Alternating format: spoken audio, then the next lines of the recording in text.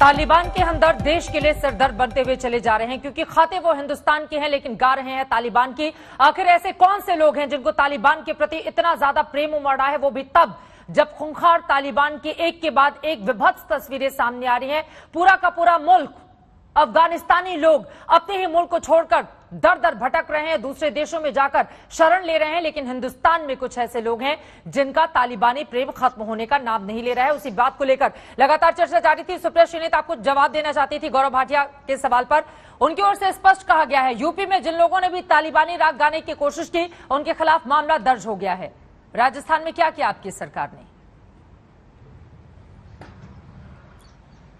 I am sure कानून जो है वो राजस्थान सरकार अच्छी तरह से अवगत है और जो कानूनी कार्रवाई करनी होगी वो बिल्कुल करेगी, ये मेरा पूरा विश्वास है।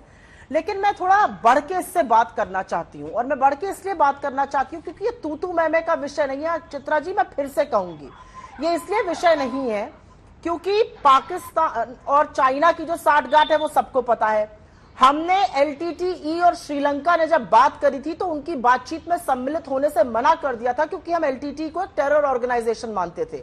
आज हमारा स्टैंड अभी तक ये क्लियर नहीं है कि हम तालिबान से बातचीत करेंगे आधिकारिक रूप से या नहीं करेंगे। 26 अगस्त को हमने अमेरिका, रूस, चीन के साथ दोहा में बातचीत अटेंड करी।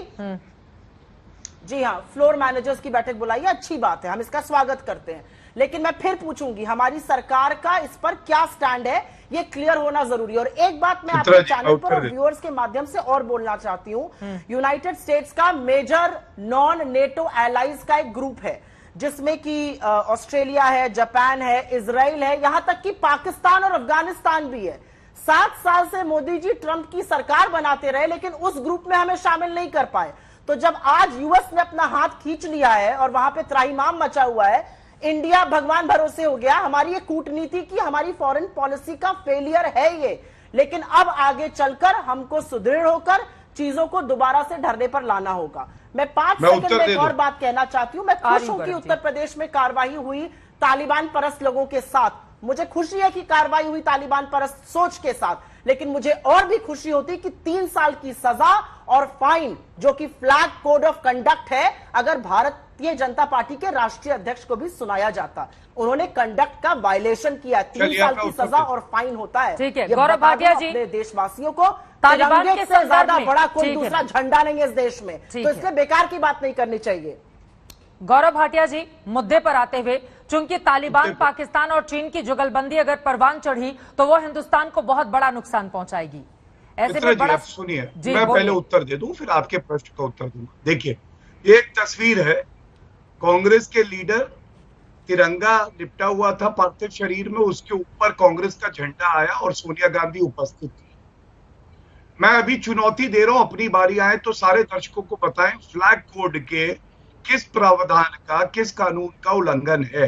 ये कांग्रेस पार्टी के लीडर थे। ठीक है गौरव जी, आप दोनों ही लोगों से, हमारा आज का ये विषय नहीं है, मैं कई बार बोल चुकी हूँ, हमारा आज का ये विषय नहीं है। प्लीज सुप्रिया श्रीनेत, गौरव भाटिया जी, आज का हमारा विषय नहीं है ना, उस पर हम डिबेट कर रहे हैं।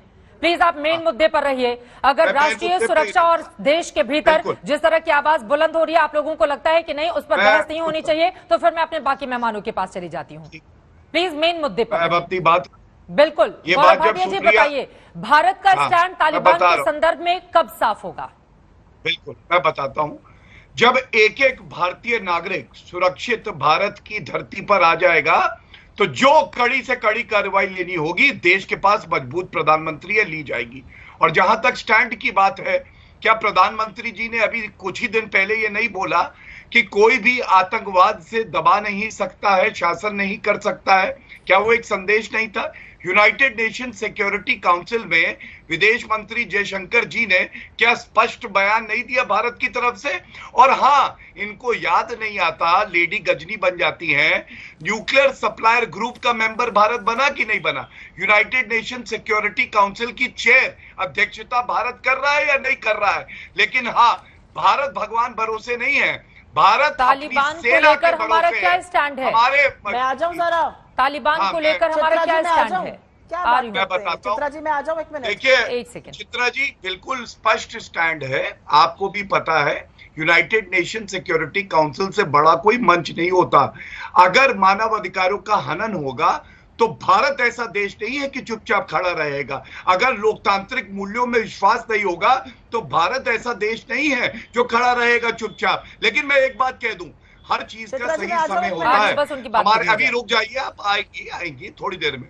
आप ये बताइए चित्रा जी, क्या ये गलत बात है कि हमारे नागरिक सुरक्षित भारत आ जाए?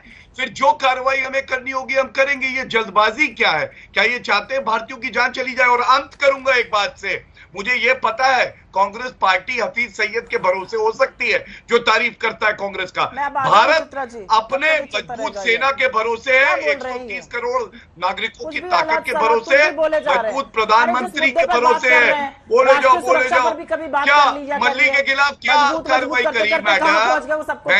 बहन जी आप जो बोले वो सब सही है। वो कह रहे कब्जा कर रखा है भारत ने। मल्ली तो अच्छी बात है, मल्ली ने तो आपकी मिट्टी पलीत कर दी। आ जाऊं मैं चित्रा जी। ठीक है, मुद्दे पर आते हुए सवाल तो महत्वपूर्ण है ना।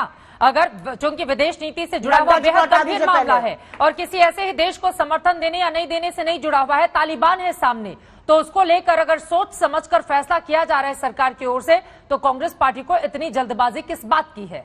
आप क्यों चाह रहे हैं कि तुरंत स्टैंड साफ किया जाए तालिबान के मुद्दे पर? हमें कोई जल्दबाजी नहीं है, हमें कोई जल्दबाजी नहीं है। We have been caught napping.